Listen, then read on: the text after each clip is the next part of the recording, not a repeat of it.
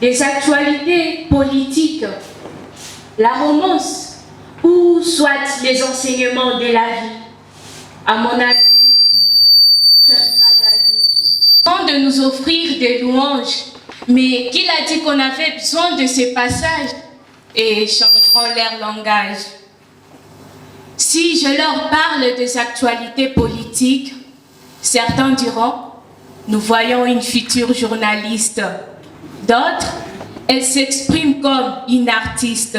D'autres, quel a été le dernier mot du président? Quel sera le sort des détenus qui sont dedans? Si je leur parle, je la trouve une âme sœur. Et je leur répondrai, détrompez-vous mes frères, mes sœurs. Si je leur parle des anciennes civilisations, des colonisations, mon public n'accueillera pas avec grand cœur. Alors, je leur parlerai de ma propre histoire, qui la médite du matin jusqu'au soir. Mon histoire dans laquelle mes parents m'ont bercé comme une reine et sans haine. Mes amis m'ont considérée comme une sœur et d'autres comme une méchante sorcière à cause de ma justesse. Mes enseignants et encadreurs m'ont félicité et apprécié car j'étais un cadeau précieux.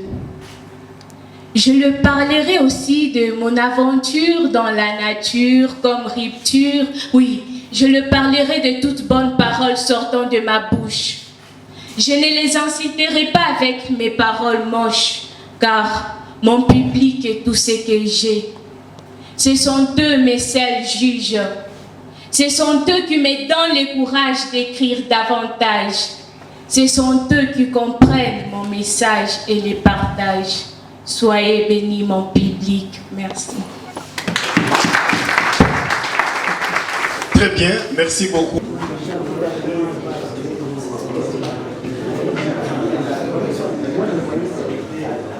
Toujours autant de cuivre, assez de diamants, mais toujours la misère. Mon cœur est encore jeune, mais mon corps est déjà vieux. Les jeunes s'interrogent, pas d'avenir sérieux. C'est toujours mieux que l'on chante l'amour de son peuple. Tant que je vis encore, mon stylo c'est mon temple. J'écris pour toutes ces âmes qui nous disent au revoir. J'ai choisi d'avoir un cœur, pas seulement des yeux pour voir. Oui, j'écrirai encore, encore et encore, pour apaiser vos cœurs, car ma plume vaut de l'or. Je suis ce que je suis quand j'ai besoin de l'être. Je n'imite pas des gens pour soigner mon paraître. Bienvenue dans mon pays où règne l'impunité. La corruption, monnaie courante, des crimes contre l'humanité. On ne connaît que de bourreaux et l'honneur des victimes. Et la liberté de la presse n'a pas de bon paradigme. Oui, on peut vivre ensemble au-delà de nos coutumes.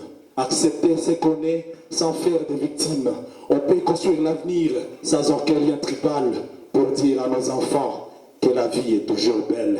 On peut construire l'avenir sans aucun lien tribal pour dire à nos enfants que la vie est toujours belle. Merci beaucoup. Je suis slameur. Je slame des mots que mon cœur rumine le soir et broute le matin dans une souffrance effroyable, les calvaires de mon destin.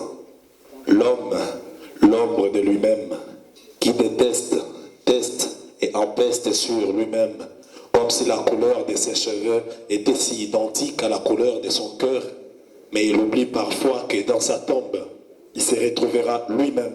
Ses idées folles, dominées par la soif du pouvoir, mais jamais ne s'interroge sur l'essence du devoir. Si le mal a un nom, alors moi je suis devenu son prénom, synonyme de la pauvreté, sans poser de questions, de la conception à la croissance, de la vocation en délivrance. Moi je sais avant tout que l'enseignant enseigne, mais l'enseignant congolais saigne. Perdu dans cette atmosphère, une parfaite description de la violence où l'inattendu vexe son quotidien sans complaisance, les inégalités salariales dans le monde qui l'entoure, reproche sa vocation de quelques miettes qu'il reçoit en retour. À la fois enseignants et parents, dans une société qui demeure inconsciente, mais passionnée à l'idée de voir l'humanité sortir de ses fléaux dans une guerre des intérêts. Moi je sais avant tout qu'un enseignant est un disciple du savoir, la sentinelle de la morale et un gardien de l'éducation, mais qui hurle sur son tableau noir avec sa craie blanche, il nous décrit son amour. Comme comme une mère qui perd ses eaux dans une station de métro et que personne ne vienne à sa rescousse. L'enseignant ne désespère, il demeure fidèle à la tâche. Viens voir mon pays où la carrière d'enseignant est synonyme à la carrière d'enseignant. Fils du pays, père de 8 enfants, mari dévoué, avec une rémunération en dessous de la moyenne. Il se noie dans des dettes qu'il espère rembourser. Ou une simple revendication de sa paix, c'est de la subordination. Ces enfants à la cité sont couverts de commérages. Papa n'a qu'une seule chemise que tous les quartiers sabotent en rage.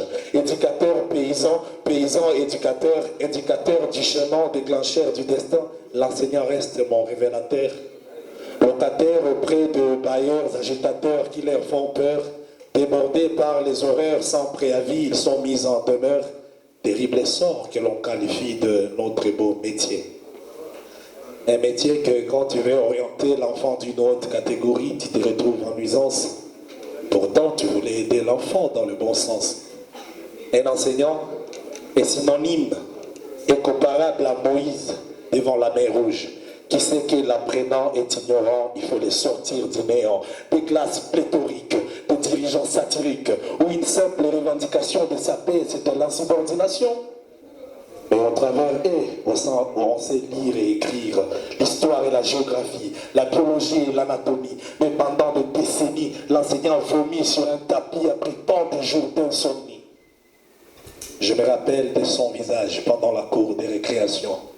Lui qui avait pris toutes mes bassesses origées avec une preuve de compassion. Comme le médecin apprend à son patient que le médicament fera rester après l'espoir de vivre, pour moi, l'enseignant est une étoile, une route, un livre. L'enseignant enseigne et l'ignorance imprègne. L'enseignant enseigne et l'apprenant accepte. Alors, bienvenue dans mon pays pour parler ma langue. Bienvenue dans mon pays où la carrière d'enseignant est synonyme à la carrière d'enseignant. Je suis le fils de cet enseignant qui vous transmet son savoir et demeure sans pouvoir, qui sert de pont entre le monde des savants et celui des ignorants. Je suis le fils de cette enseignante pour qui toutes ces plaintes se traduisent au sujet de discrimination. Percevoir sa vision à l'éducation qui n'est rien d'autre qu'une vision totale de la déception. Éducateur paysan, paysan éducateur, indicateur du chemin, déclencheur du destin, l'enseignant reste mon révélateur. Locataire auprès de bailleurs agitateurs qui leur font peur, débordés par les horreurs, ils sont mis en demeure. Terrible sort que l'on qualifie de notre beau métier. Merci beaucoup.